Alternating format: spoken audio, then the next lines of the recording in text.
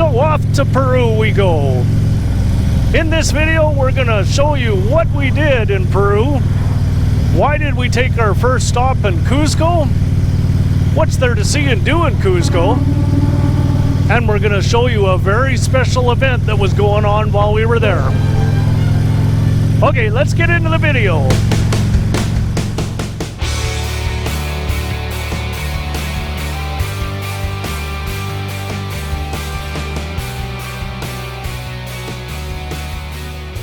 So it was Friday afternoon when we left Bogota. We went to the airport a little bit early, and that was the first chance I had to have a Juan Valdez coffee.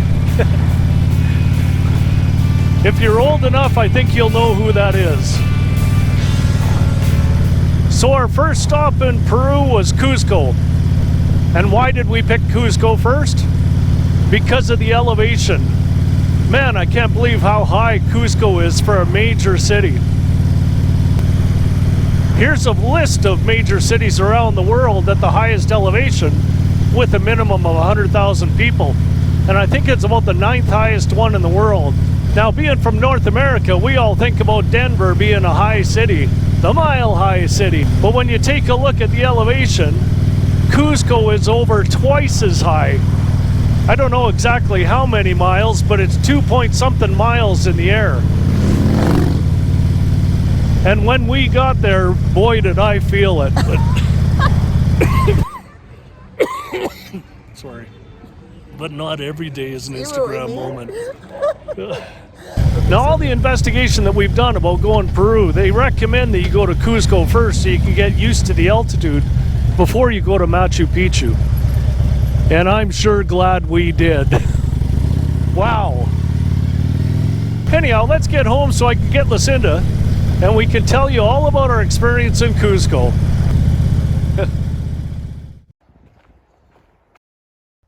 Hi. Sorry, I forgot what I was going to say. So let's talk about Cusco. So we went to Cusco first because it's a higher elevation than Machu Picchu, and we took a week so we could get used to it. We also picked that week in specific because it was Semana Santa, or Holy Week. And Easter there is an entire week of celebrations leading up to Easter Sunday. So we chose this hotel, Casa Andina, because it's right in the middle of several of these big churches and the plazas. I think it was Plaza de Mayor, where they hold these celebrations, because we just wanted to walk everywhere. We didn't want to get involved with taxis. And it was a beautiful hotel. It was a beautiful hotel, and it was so close to everything.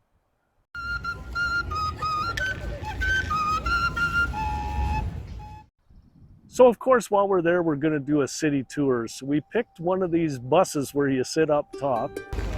And of course, it was raining. Yep, when you're at the top of a mountain, you get it all. And it knows how to rain there. But next thing you know, it turns sunny. Now, Cusco's a really old town, so some of these streets get really windy. They do. It was actually the capital of the Inca civilization between the 13th and the 16th century. There's actually evidence that there's structures there back to 3,000 years old. It's an old town. It is an old town, and it's very high up in the mountain. In fact, in 1983, Cusco was declared a World Heritage UNESCO site. So we finally wound our way up to the top to go to this one little village. We went and saw this village because they have llamas there and alpacas, and so we got to meet both. We got to see them weaving some of the things and how they dye the wool, and I even met baby alpacas. They were so cute. Yeah. And then on the way back down the hill, the sun came out just in time to go to this one statue. I can't remember what that was called. Yeah, Cristo Blanco. It's a statue a lot like the Corcovado or the Christ the Redeemer statue that stands above Rio de Janeiro in Brazil. It's much smaller, but you can see it from Cusco because it's white, Cristo Blanco. And it has an awesome view of Cusco. It sure does. So here we are in the old town of Cusco, ready for Holy Week. We heard Monday was quite an event, a sight to see. So Monday comes along.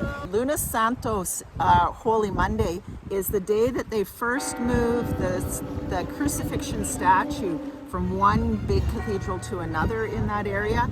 He's called Señor de los Temblores, and he's called that, or Lord of the Earthquakes. Now this procession that happens is quite a thing to see. There are so many groups and so many people watching it, like military groups. There was a whole group of Quechua men in their traditional dress that had the conch shells that they would blow on, and that was used to signal other people in the highlands. They would blow on these conch shells, and it was eerie, almost haunting when you heard 50 of them happening at once. It was an amazing thing to hear. Yeah, so many people out.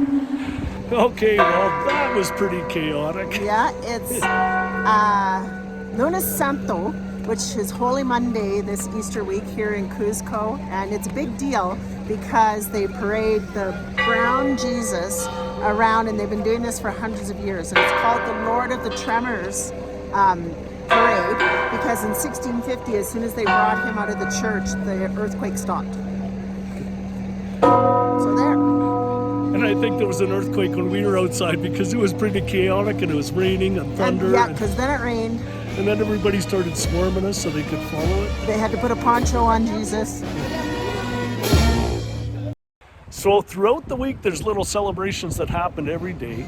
And the good thing about being close to the plaza where we stayed, whenever we heard something, it's easy to go outside to witness it.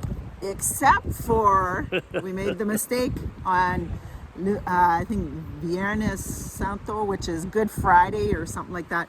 We went across the street to a restaurant for dinner, and then the procession happened, and we could see our room. It was just there across the street, and we literally could not get to it. It was so packed. That's the biggest crowd that I've ever been in. Here's where we got stuck after dinner. Yeah. You can see our windows from this door. We would have had a perfect view if we'd gone home sooner. And of course, that's Friday night, and Saturday morning, off to Machu Picchu. That's right, yeah. So we spent the week getting used to the altitude, and Saturday, Machu Picchu, and that's our next video. Let's go. Today, we head out on our last leg of the journey. And we're heading north. Finally, we're starting to head north. For the first time, we're heading north.